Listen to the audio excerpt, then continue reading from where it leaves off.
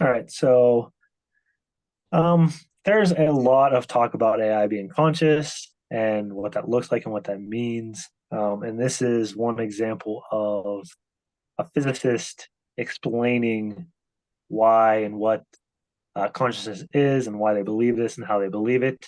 I find this very interesting because just because you're smart doesn't mean you know everything about everything. So sometimes you need to broaden your ideas. And this is a good example of that. So,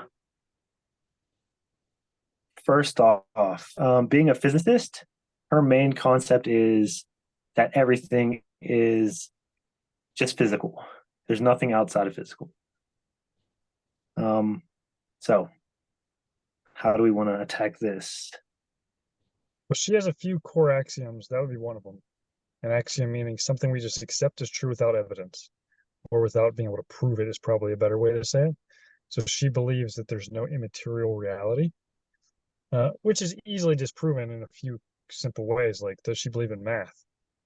Like, math exists, we trust math, but there's no physical component to math, right? It is information. Does information exist? Yeah, it does in places like the genetic code and so on, but also in just knowledge, history, information that we have, things we know about individuals, people we care about, love, so on. Like, what is that way? What's the physical component to that?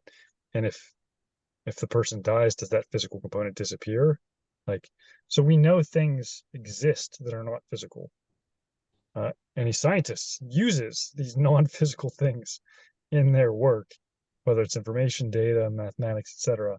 And then you can get into the more, you know, um, let's say controversial areas of soul and so on. But to say that on axiom only the physical exists is absurd. Like, everybody can accept, including scientists in particular, that there's lots of non-physical things that exist. But that's kind of the basis for one of her axioms. The other one is her understanding of consciousness is very basic. What does that mean?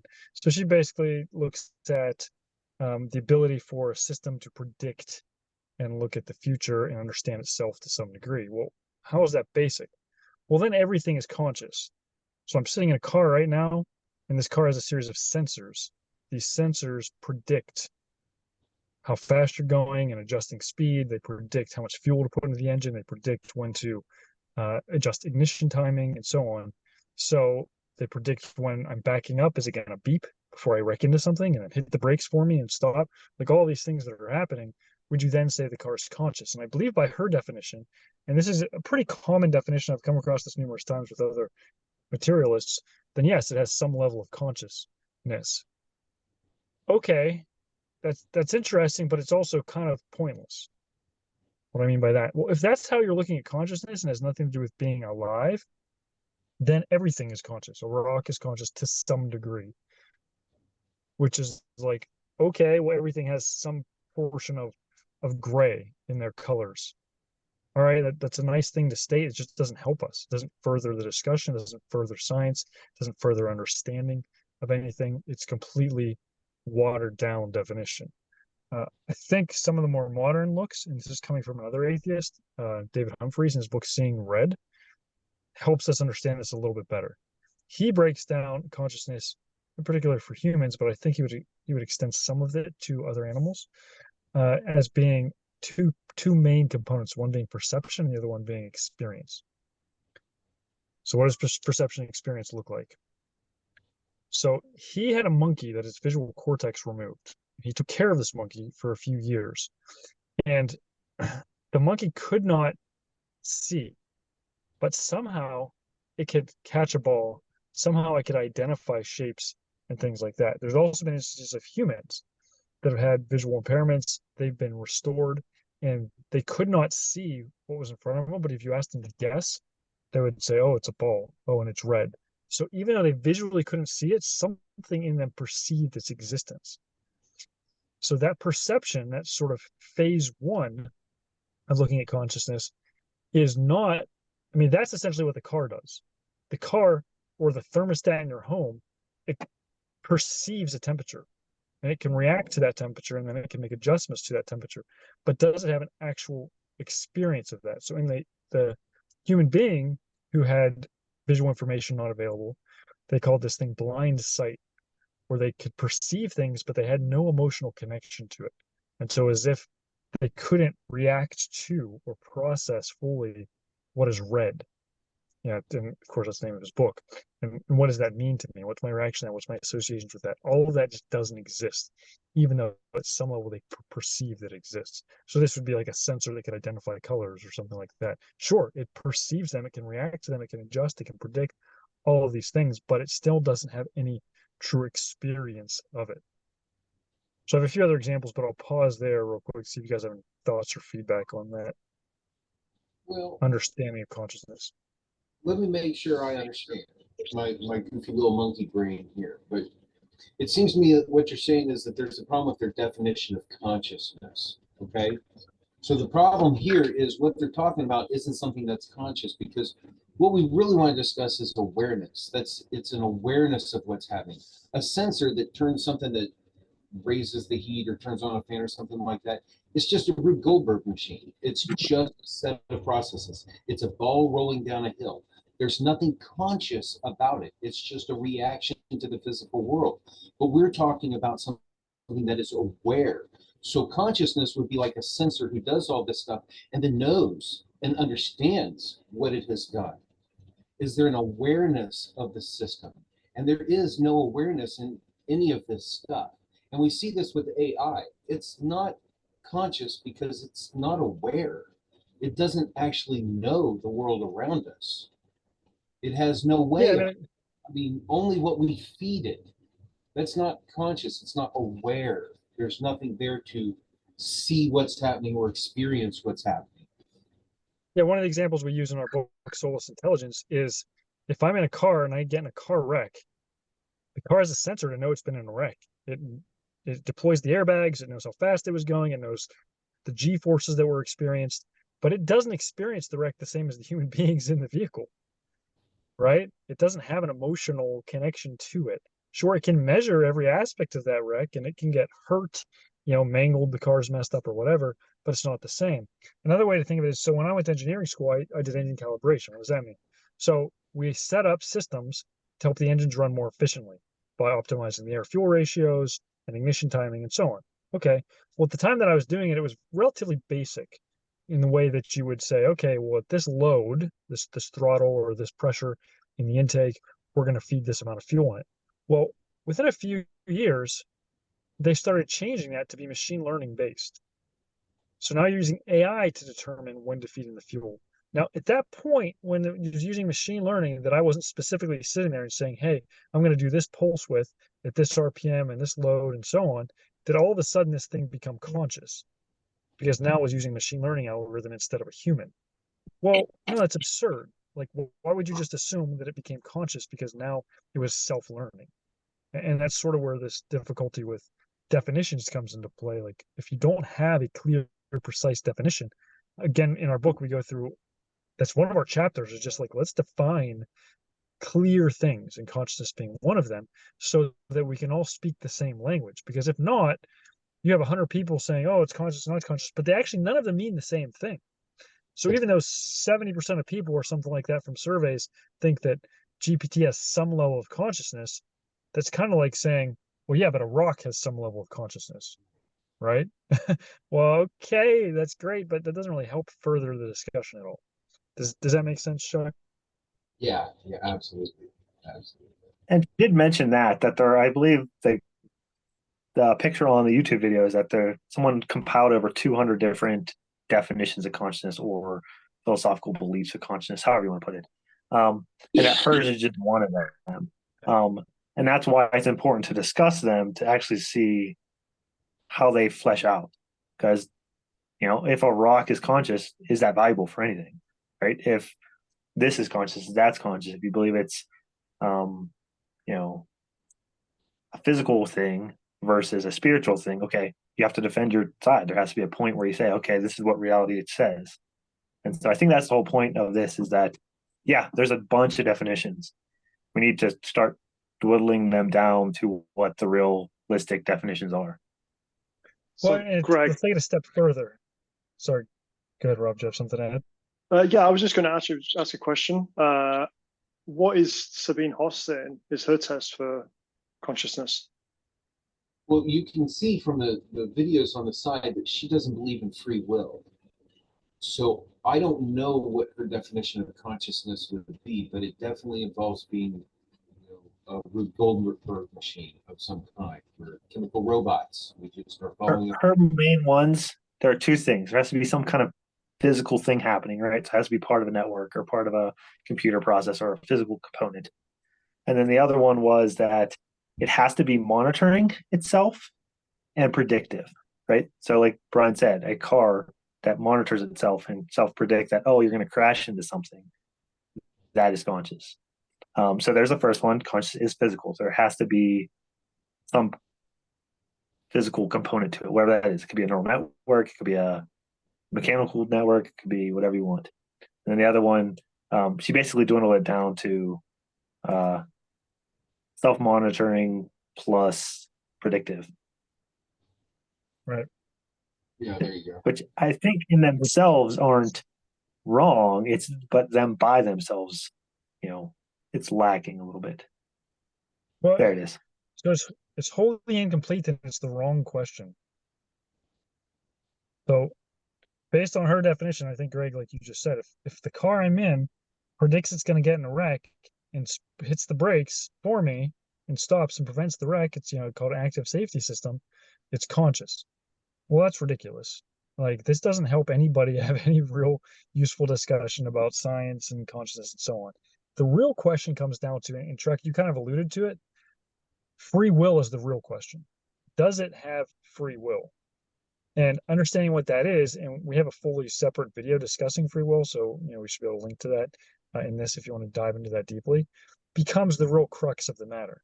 So if my car senses that it's going to get in a wreck and is programmed to stop so that we don't wreck, and yet it decides, I'm just going to wreck, right? And it goes against its programming and displays some level of free will, that becomes a whole different being.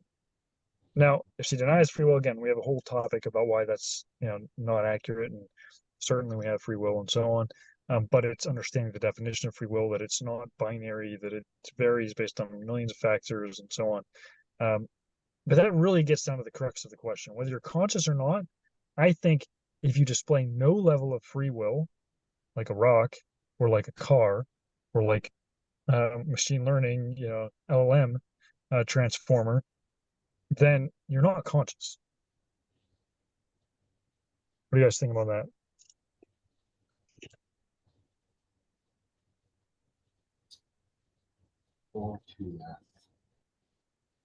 I think that eliminates a lot of the what's conscious stuff. Like, all right, in reality, like you said, it's the wrong question. Like, all right, if everything's conscious, then it doesn't matter, right? So, okay, what is consciousness and what does it look like and what does it mean? If free will is one component that says, hey, if you have free will to do stuff, which is probably a better question, because, all right, you could be conscious and actually not impact anything like a rock. And it's like, okay, no big deal. If you have free will and you're conscious, that could have a great impact on the world, just through AI, through whatever type of stuff. So I think that is a good differentiator in saying, okay, yes, there is a point where free will and the ability to act against your programming gives us a good idea of, all right, is there something more to this? Guys, so this video's got 3,500 comments on it. Obviously, there's no point diving into every single one of those, but just literally looking at the first comment, it's got 1,000 people have liked this comment. This guy's saying you can't actually prove another person is conscious, but here we are all standing around trying to find out if the machine is conscious or not. Do you see any problem with this comment? Like, how would you respond to that? And do you think that's broadly speaking what everybody thinks, what most people think about consciousness? It's a great philosophical comment, but I don't know that it reflects reality. Well, it's like, Rob, can you prove to us that you love your wife?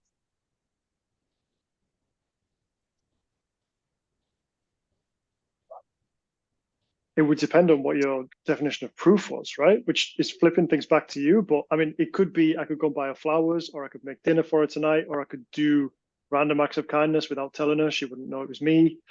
I could sit Could you and do look that to longingly at someone her that you without. don't? Could you do that to someone you don't love? What a better world it would be if we all did. Hmm. True, but you could do that for someone you don't love too. Well, then it becomes what degree of love do you feel for somebody, right? Because the love that I feel for my wife would be different to the love I feel for somebody on the street who I bought a sandwich for or something. Yeah, but to me, you haven't been married that long, so maybe you'll learn this. Love begins when the like stops. You know, when Your wife subscribed to this the channel, Brian. feelings. What's that? Your wife subscribed to this channel. I don't think so.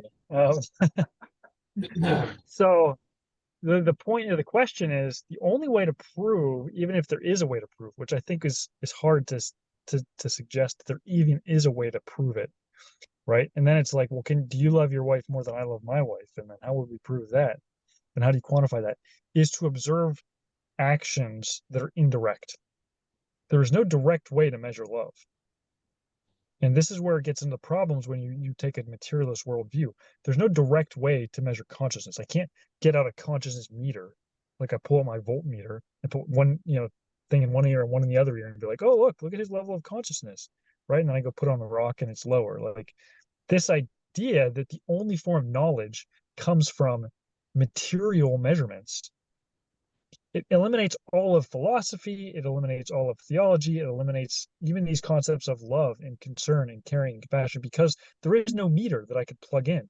And anything else you put together that says, well, your level of love could be completely interpreted in whatever fashion you want. And it's the same thing with consciousness. So you say, hey, buying flowers or whatever. Well, maybe she's allergic to flowers, and that's a way that you could show that you hate her. You want to give her allergies. Right? Like, so now we have to understand a whole lot more to that, but nonetheless, it's still not a direct measurement. It is an indirect measurement. We're inferring a love exists from the measurement of something that we see that's physical, even though the love itself is non-physical. Does that make sense? I can see that. It does. It does make me think though, like if this is based on the fact that this is, I guess one of the top comments, like if this is what most people think, because it seems if you're only judging it based on a thumb up or down, it seems like a lot of people seem to agree with this guy. Yeah, but he's still wrong. It's because they haven't been taught philosophy. Well, there's okay. The first problem is the definition of consciousness. If you fall back to what we were talking about earlier with awareness and everything like that, I'm pretty sure I can tell whether or not people or animals that I watch and observe are aware of what's going on around them. I can also observe a car and tell it's not aware. It might have sensors, but it's not aware. It doesn't have thoughts about things. It's not angry or upset that it doesn't have enough gas. It's not concerned whether or not its battery is low. It has no thoughts beyond just being there and reacting to the world. Whereas I can tell when I watch my cat or my dogs or my chickens that they are aware of the world around them. They are thinking consciously. There is something going on there that is definitely beyond a sensor. So I love the philosophical statement he's making there, but I completely disagree because I firmly believe I can tell whether or not somebody or something else around me is conscious. I think you might have covered this in the previous call, but for the sake of completeness, I think we should talk about it now. Where does that put somebody who's asleep then?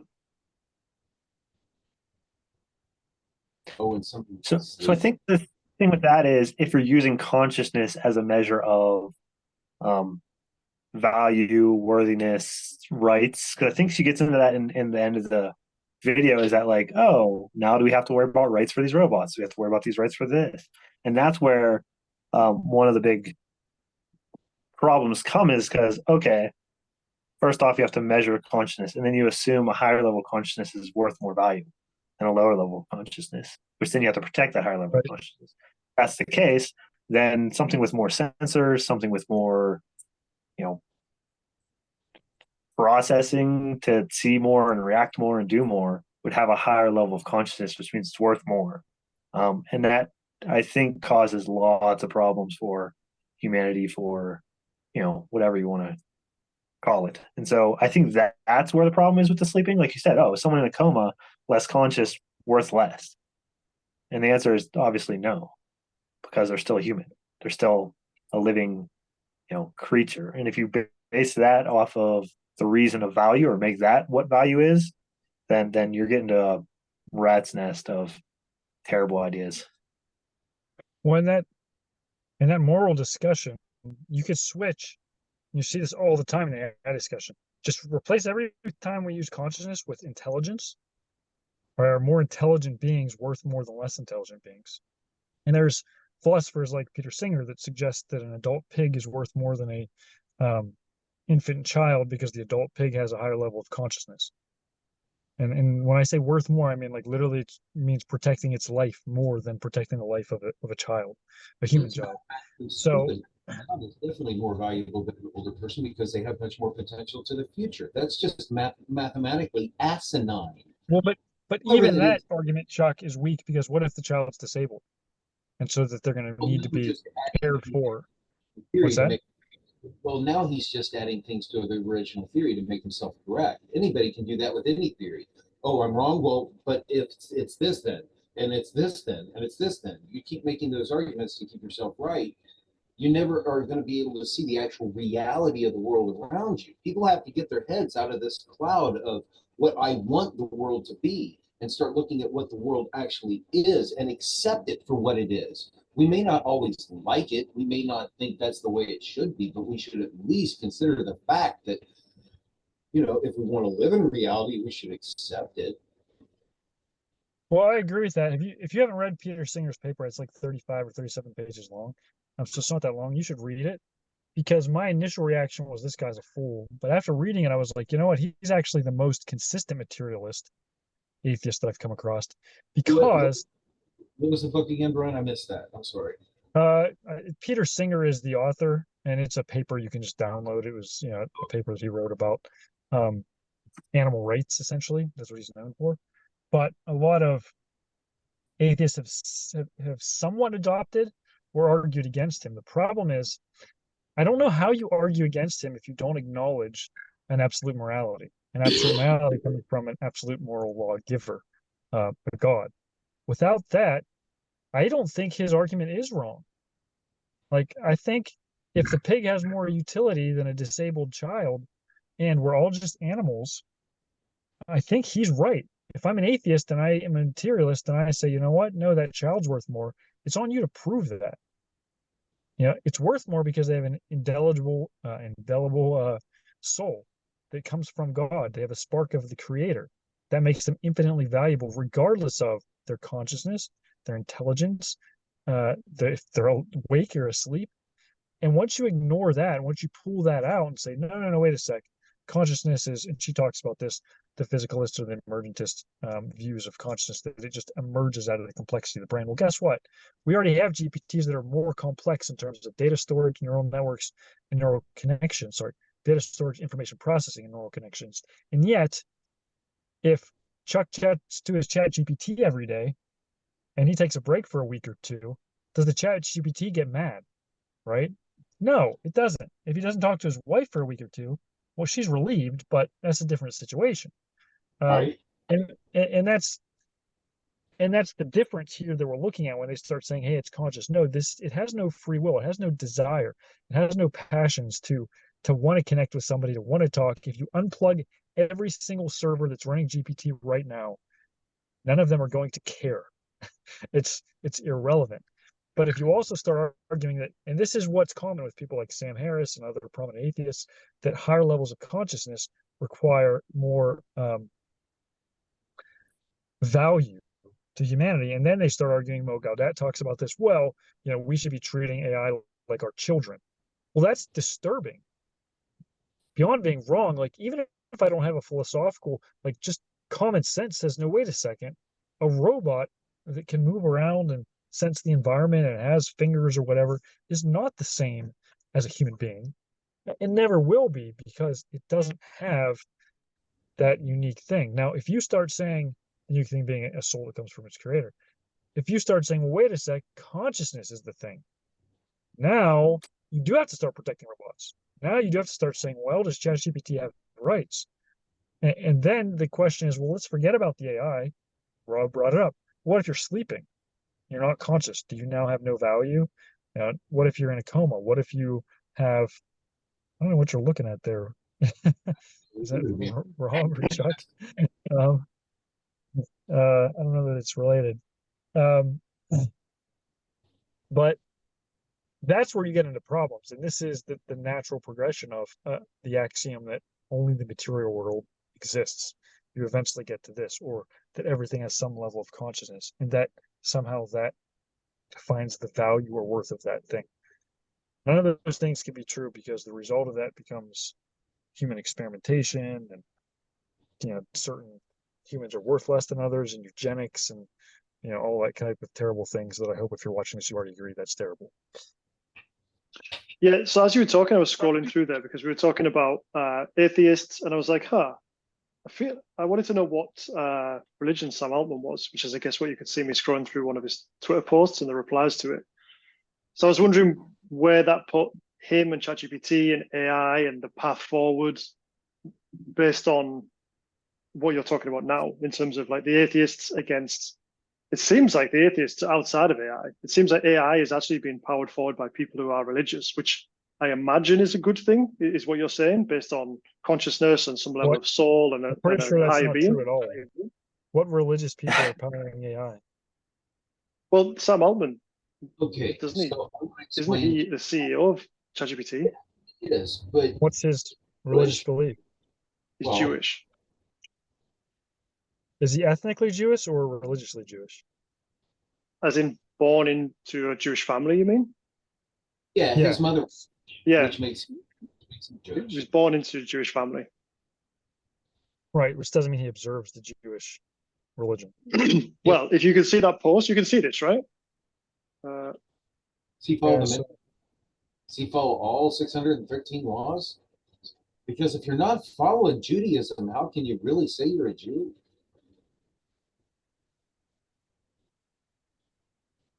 And I think that was kind of like what Brian was getting at. Just, well, for two things. One is like, are they really religious? And just because it's being pushed by a religious group doesn't actually make it better. There are a lot of terrorists that are pushed by religious groups. That doesn't mean they're pushing for a better, I'm pretty sure whatever society, machine, technology, and whatnot. I'm pretty sure he works on Saturdays, man, and I'm pretty sure he leaves his house on Saturdays. So and nothing he says there indicates he has any religious belief. That just says he's Jewish by, ethnically. Like he's a secular Jew, like most of Israel. What does he say? He's a secular Jew. Oh yeah, there you go. That's what I'm saying. So like he's not religiously Jewish. So to say that he is leading AI with some sort of understanding of the human soul and the unique dignity of every human being, I have not gotten that impression at all from anything Sam Altman has said, anything Sergey Brin or any of the Google, Schmidt or any of these guys from Google have said. Elon Musk, maybe. He's a little more complex because he will say it, and then when you say, well, hey, do we have a soul? I think in the Tucker Carlson interview he asked him, he's like, well, I have to assume we don't. It's like, well, okay, well then you're off base then anyway. So I don't know a single person that's leading an AI community in terms of actually controlling it and has high levels of vested interest in it, owns shares, that has any sort of strong religious belief, particularly in human soul and its unique dignity. So you think that these guys are leaving their religion at the door when they walk into the office every morning? I don't think they have a religion. Which one of them has a religion, Rob? Are you seeing the screen that I'm sharing here? They're just labels that they're using and utilizing. Sam Altman is a Jew ethnically. He's not a Jew that believes in God and follows the tenets of Judaism. He was raised in the culture and everything, but he doesn't observe. Not really. I mean, he might, Yom Kippur and you know, some of the bigger holidays and stuff. But you know, my father was born into a Jewish family. He's Jewish. I'm not, because my mother was a Gentile. My two oldest sisters had a Jewish mother who passed away, so they're Jewish. A lot of this is a cultural thing. It's a thing that is passed down. Judaism is one of those things that's passed down on the mother's side, you know, or you can convert into Judaism, Right. right? But that's just a But you're label. converting to the religion, not It, to the ethnicity. yeah, most people, like in Israel, they're secular Jews. They pay a lip service to that religion, but they're not truly observing it. And we can see that with what's happening right now, in Israel. I mean, look at what parts of that country and what people are fighting, and then look at the ones that aren't, and then look at the ones that are strictly observing their religion. Look at the ones that aren't, and see if you can determine where those two groups lay with each other. So I think the whole point of this is just by labeling some religious belief doesn't actually mean you believe it or follow it. Right. So how does your question, Rob, go from there? I guess what I was getting at and why I made that search was I wonder how much of his culture, which I would have to believe there was some Jewish culture, right? He's been born into a Jewish family. He's been brought up, presumably, with those celebrations, those particular beliefs, whatever they are. I don't know anything about Judaism. How much of that is baked into his philosophy around business, and how much of it's baked into his philosophy around what should be included in the model, what the guardrails should be? That was where I was getting at from this conversation about consciousness. So we've kind of taken a right turn, but it feels related, because you were talking about atheism, and then I was like, well, okay, these guys at the top, like, what do they believe? And it sounds like you all think that they leave it at the door when they walk into their office every morning. It doesn't play any part in their thinking. So it's almost like they're separating culture and their belief from AI as a model. I'm curious if you ask ChatGPT, does Sam Altman believe in God? If he does or not, because again, just because he was born of the Jewish lineage does not mean he even believes in God. And if he does believe in God, is that a personal God, or is this just some sort of deity that spun the world and walked away? Like, there's so many different levels to that, but his actions do not beget the idea that he has, to be really specific, that every human being is endowed with a soul that gives them infinite worth and dignity, and that is the only thing that's unique about us from every other being in existence that we're aware of. There could be some other planet or dimension or whatever, but as we currently know, humans are unique in this way. Isn't that telling? So we just got the response to, does Sam Altman believe in God? Yeah. Yeah, so not in the traditional sense. So this is why I'm saying, Robin, you say, hey, are they checking at the door? No, I don't think any of them actually believe in a personal God or in the uniqueness of the human soul.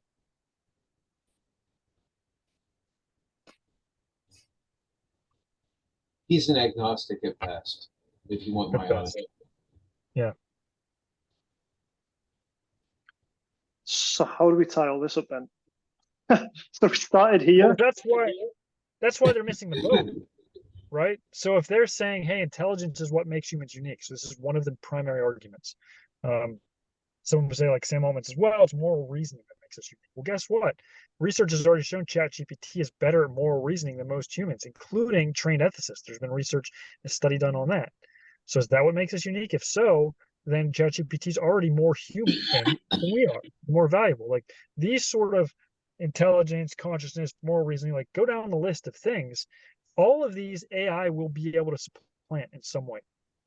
And even within the human species, you have varying levels of this. Not everybody's the same level of intelligence, right? So when you start divvying it up and saying there's this measurable thing, this science-based thing, hey, we can measure your IQ or whatever, and that's what makes us valuable, you get into a slippery slope of, okay, now I can mistreat people that are less valuable because they have less consciousness. Oh, wait, they're in a coma. let's just pull the plug. There's no point in keeping them around, right? Or whatever, they're sleeping.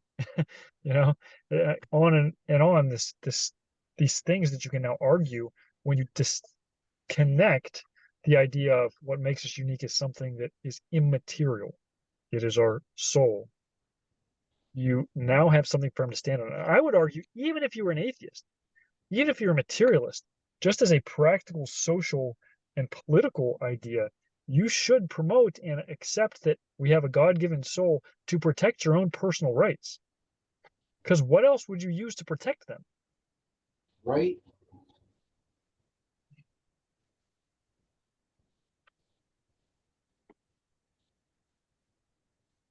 It Did that feels answer your like we question, might Ron? have, yeah, a little bit. It feels like we might have got to the end of this discussion. Should we can it? Anyone else? Anything else to add? Yep. I mean, we could talk for days on the subject.